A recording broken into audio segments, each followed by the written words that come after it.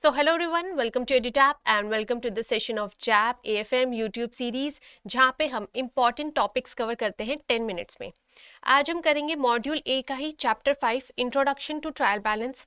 अगर अभी तक आपने पहले की क्लासेस नहीं देखी हैं, पहले जाएंगे वो क्लासेस कंप्लीट करेंगे और फिर यहाँ पे वापस आएंगे और कंटिन्यू करेंगे। This is for your better understanding and better probability of understanding the concepts. Now let's begin. What is a trial balance? Trial balance is a bookkeeping worksheet in which the balance of all ledgers are compiled into debit and credit account columns, totals that are equal. तो basically एक ऐसी worksheet है जो सारे accounts के debit balances एक side में लिखता है, क्रेडिट बैलेंसेस एक साइड में लिखता है और फिर मैच करता है कि क्या वो इक्वल है या नहीं है। अगर वो इक्वल नहीं है इट मीन्स कहीं ना कहीं एरर हुआ है। यूजुअली ये मैच कर जाने चाहिए। So it is list of all debit and credit balances drawn from ledger account.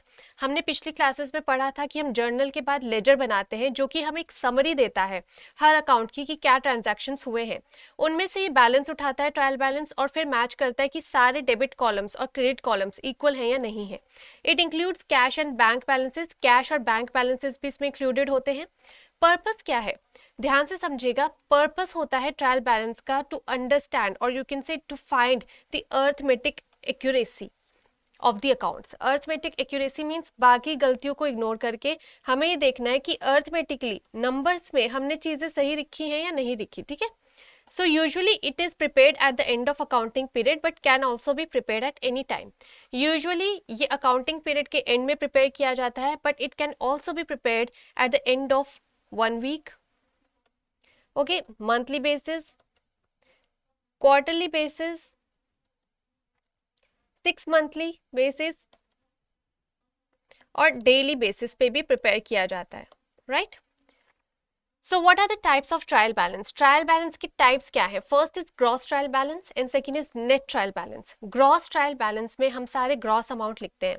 ठीक है। Take totals of debit and credit column of each ledger account. जो भी डेबिट और क्रेडिट कॉलम का टोटल है वो यहाँ पे लिखेंगे। Take total of receipts and payment, सारी रिसीट्स एंड पेमेंट का टोटल।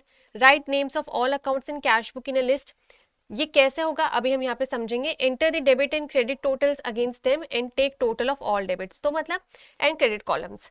यहाँ पे जो हम लेजर प्रिपेयर करते हैं ये कह रहा है कि इसमें जो बैलेंस दिया होता है ना, ग्रॉस बैलेंस, उसको हम लेते हैं ना कि नेट बैलेंस को। ठीक है। तो जो ग्रॉस बैलेंस के बेसिस पे ट्रायल बैलेंस क्रिएट किया जाता है, चाहे वो रिसीट्स की बात हो या पेमेंट्स की बात हो, उसको हम कहते हैं ग्रॉस ट्रायल बैलेंस। और नेट ट्रायल बैलेंस होता है जो नेट बैलेंसेस के बेसिस पे क्रिएट किया गया हो। इट मीन्स कि डेबिट साइड और क्रेडिट साइड का जो डिफरेंस है उसके बेसिस पे net balance of each ledger account is taken and listed in trial balance. If debit total of an account is more it will show debit balance and it will basically if credit total is more it will show credit balance. ठीक है। अगर debit side ज्यादा है तो debit balance show करेगा, credit side ज्यादा है तो क्रेडिट बैलेंस शो करेगा। Take total of all balances listed in debit and credit columns. फिर हमें टोटल बैलेंसेस लेने जो भी क्रेडिट और डेबिट कॉलम में है और फिर उनको मैच करना है। एग्जाम्पल के थ्रू समझते हैं, it will give you better understanding. On 31st March, the total of debit and credit side of various ledger accounts maintained by Mr. A. Mr. A ने मेंटेन किए। आप देखो यहाँ पे इन्होंने लिखे कि डेबिट बैलेंस क्या है, ये नेम है अकाउंट्स के जो हमने लेजर प्रिपेयर किया था, और ये है क्रेडिट बैलेंस। ठीक है। अब कहा है कि ग्रॉस ट्रायल बैलेंस बनाओ इसके बेसिस पे। अगर इसके बेसिस पे ग्रॉस ट्रायल बैलेंस बनना है तो ऐसे बनेगा। भगवान दास कैपिटल पहला है। ठीक है। तो भगवान दास कैपिटल में क्या है, बेसिकली ग्रॉस लिखना है तो डेबिट साइड में डेबिट का बैलेंस लिखेंगे, क्या है 10,000, एंड क्रेडिट साइड में credit balance that is 1,35,000। Drawings है नेक्स्ट। ड्रॉइंग्स में डेबिट बैलेंस क्या है, इट इज 25,000। तो ड्रॉइंग्स में हम लिख देंगे डेबिट साइड में 25,000, क्रेडिट साइड का कोई बैलेंस नहीं है। ऐसे ही हर अकाउंट के हम बैलेंसेस लिखेंगे और फिर लास्ट में मैच करेंगे कि वो मैच हो रहे हैं कि नहीं। अगर वो मैच हो रहे हैं there is no arithmetic error, अगर मैच नहीं हो रहे it means there is some error.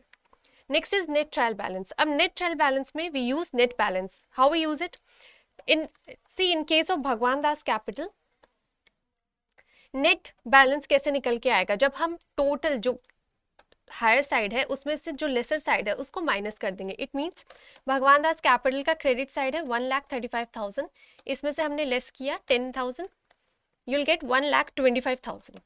This is the net balance. Now will write this net balance on that side जहाँ पे बैलेंस ज़्यादा है, दैट मीन्स क्रेडिट साइड में ज़्यादा है, तो 1,25,000 हम क्रेडिट साइड में लिख देंगे. Next is drawing. ड्राइंग में कोई बैलेंस हमें माइनस नहीं करना है क्योंकि क्रेडिट साइड में कुछ है नहीं, so will write 25,000 on the debit side. ऐसे ही हर अकाउंट का हमें लिखना है. This will give you net balance. अब जब हम टोटल करेंगे यू विल गेट 4,17,000 और ये दोनों मैच हो रहे हैं. इट मीन्स कोई अर्थमेटिकल एरर नहीं है, everything is fine. Now disagreement of trial balance, what is this? Under the double entry system, double entry system जब हम फॉलो करते हैं, अगर सारे ट्रांजैक्शंस की जब हम करेक्ट एंट्री डाल देते हैं और ट्रायल बैलेंस को चेक करते हैं, अगर वो दोनों बैलेंसेस बराबर आते हैं, इट मीन्स अगर credit side and debit side are equal, तो हम कहेंगे trial balance should agree. Now if there is some arithmetical error और कुछ और टाइप का एरर हो गया तो trial balance will not agree. ठीक है, तो हम कहेंगे ट्रायल बैलेंस ने क्या किया है, डिसएग्री किया है. Right? So that's all for today and thank you for attending the session.